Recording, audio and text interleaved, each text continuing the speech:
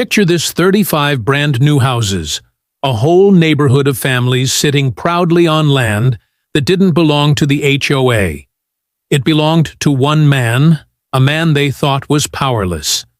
But when they ignored his warnings, he didn't file complaints. He didn't beg in court, he simply opened the dam. And what happened next left everyone stunned. His name was Samuel Johnson, and that land had been in his family for nearly a century. His grandfather built the dam himself, creating a reservoir that not only powered their farm, but also supplied water to nearby towns.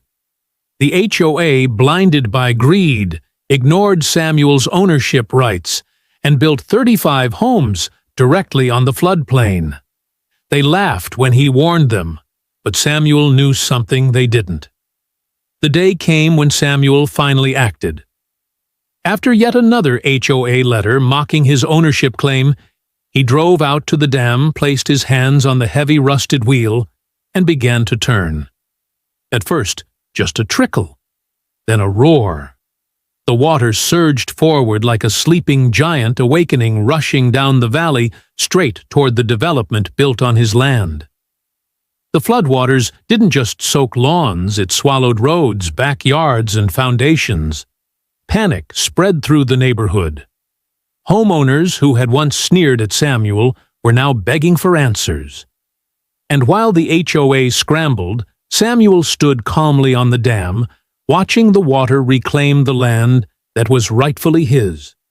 They hadn't just trespassed, they had built their empire on a ticking time bomb. When the water settled, so did the truth. Lawyers confirmed the land, the homes, and even the flooded properties were all built illegally on Samuel's dam reserve. The HOA was forced to pay millions in damages, but Samuel didn't care about the money. For him, this wasn't revenge, it was justice. They thought they could erase his family's legacy. Instead, he reminded them of its unstoppable power.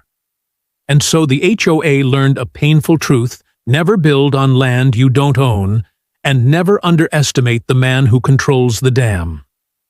If you were Samuel, would you have opened the gates or taken the HOA to court first?